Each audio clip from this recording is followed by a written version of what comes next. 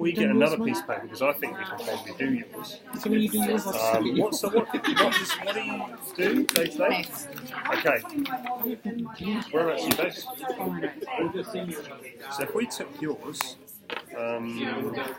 these boxes feel a bit small. I'm just going to. Paper's always small. So your impact is much the same as mine. Is I can't spell. Accelerated student achievement and progress, or one or the other. Well, there's progress and achievement, isn't it?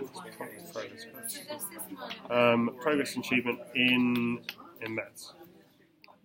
All right. Across any primary or across the whole lot. Across primary. I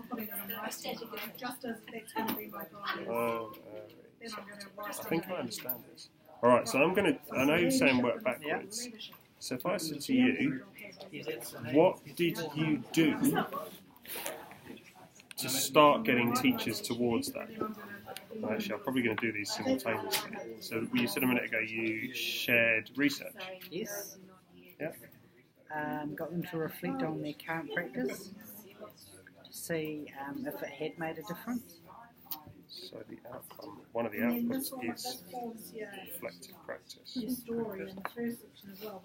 I challenged their assumptions. So I mean, those are those challenging conversations. Yeah. Important conversations.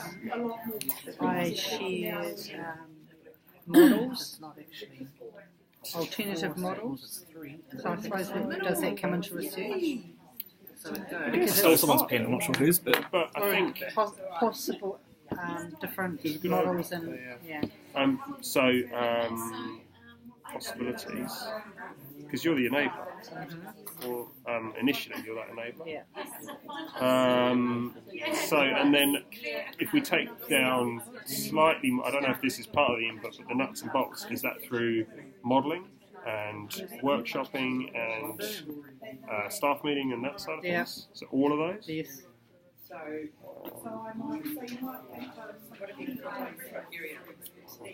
And I mean, we set up role plays too. Role plays are always good. All right. So as a result, what are the outputs? So I've started it. Reflective practice is one of the output things you would see in your teachers. Where's yours? Output hour. And so if you were having a conversation with a teacher and you say, by the end of this, how will we look? What will our practice look like? So I think it's thinking about, so what would be their vision if things were working really well? Yep. So it's, setting up what would be that perceived picture if things were exact. So what do we have to do to get there? So it's identifying the pathway. It was they collected whānau voice, actually asked the whānau what they wanted. So they have renewed engagement. Because the teachers understand what you're trying to say. They've in the reflective practice, they had they reflected on the current reporting practices. So they were having parent-teacher interviews, which they actually critique, like the principal went around and critiqued what is the purpose of this? What's actually happening in our existing reporting, and is it truly collaborative, or is it still that here's what we are doing to your child? So as a result of that, did it change? Yes, there has been a big change. They've now got engaging in open to learning conversations at different time frames, different venues. They've actually looked at the Mutakaroa and thought, how can we take pieces of that to work with our community? So, and you, they're looking at the students as what they can do rather than what they can't do. So it's a can mindset, yes, isn't it? it's a change of mindset for their. I'll use it very loosely as a growth mindset because I know that's a lot. It is. But they're challenging their own deficit thinking around the students and their community. Yeah, because it sounds as though when you were talking about that, it was that they were deficit modelling. We've done this before and it hasn't worked. That's it. Yeah. Challenging their deficit thinking. Okay, so what do you want? what's the outcome? For instance, if I go, what's the outcome of reflective practice? You've taught them how to model how to reflect responsively and openly and critically. We now think that they are reflective in their practice. So they're having conversations and staff meetings around students. So they're looking at their practice, what's good practice, sharing good practice. So are they almost PLG like? Yeah, they've moved into that inquiry mindedness. So they've set up Professional inquiry? Yep. They've set up teaching as inquiry and they had a compliance mode, but now they're actually engaging in truly reflective. Talk us a bit more about the compliance mode. It was basically, we have to do teaching as inquiry, so basically tick the boxes and actually true inquiry, and that's actually important by in-depth schools because they haven't had any PLD, so but it's taken a year, so it's been a lot about that questioning. So tell me a bit more about that and delving down into their practice, because when it was first, it was really surface things that they were looking at. So if I had to get you to change the lens slightly into what have the outcomes for students been so far? They're actually talking with the students about their learning for their practice. So they're inviting the students, the target students, to be part of this. So, I need a focus group of students because I'm doing something with my practice and I need you to be part of that. Do you want to be part of that? And they've also done that with their whānau as well. So they talked about do our target students know their target students, and then it was the thinking about, so is that a deficit model or actually whose practice needs to change? And so it's, we did script writing and staff meetings about, so how do we turn that to be a positive? If I went to you and said, look, I'm working on something in my practice and I'd really like your input to help me as a practitioner and your child, that, oh yes, I want to be part of that. So rather than, your child as a target student and more that sort of deficit model. So if I summarise that as something like students in whānau are part of teachers, where am I going? Teachers' ongoing learning, or part of teachers identifying their professional learning needs. In relation to that group of students, so that it was, because, if parents are well informed of where their child is, so the child knows where they are, so there's the student agency in there, and also they found when they really looked at their existing practice around reporting to parents, that parents came away and actually didn't know their child was actually struggling or was not where they needed to be. So it's being more open and honest and transparent, but this is what we want to do. How can you help us look at our practice?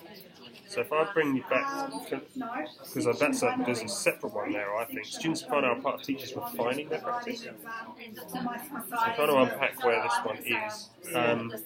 But also, you've just mentioned, so as a result, have they refined or adapted or adjusted the way they report? They're trialling with the group first, so they're going through the process. They collaboratively developed a phone conversation, and then they took it out to the whānau that they had interviewed around their existing reporting, and said to them, how do you think this would work, and got their input to that.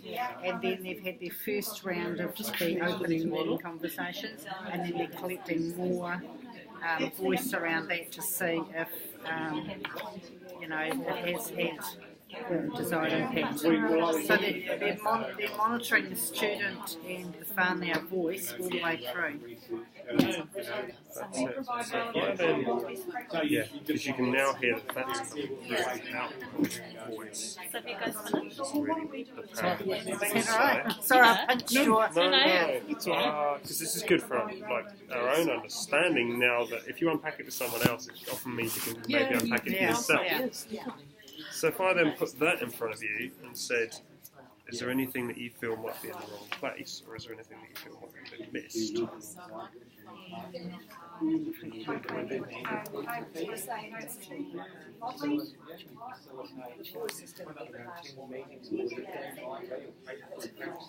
I think in here it's that teachers then reflecting and identifying their area of need.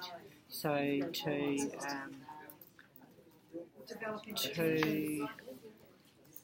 so then I can support them in their, the PLD becomes personalised for their need.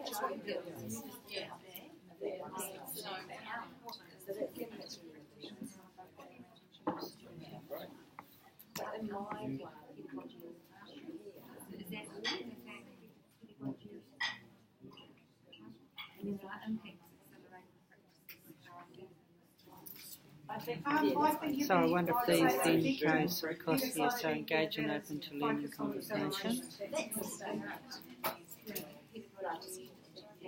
There has been a shift in leadership too, from being the controller of things to the sharer. So the principal who used to lead everything is desperately trying to step back and grow leaders in his school. Would it be fair to call that a shift towards distributed leadership? Yes, markedly. So marked distributed leadership shift. Okay. Not always smooth sailing. No, but absolutely it's not. A huge shift for this principal as well. So I guess then in this context, with the facilitator accreditation document, and this is where we've been struggling as well, it's summarising this from a demographic and the identified priority, which I guess could even be the why. Perspective is your context. The area of focus potentially could almost be the output. Actually, it's probably the input and the output. The criteria illustrated will be evidence of outcome. And I mean, I can link into here the criteria is your facilitation skills. That is now making sense, and the evaluative analysis is evidence of this.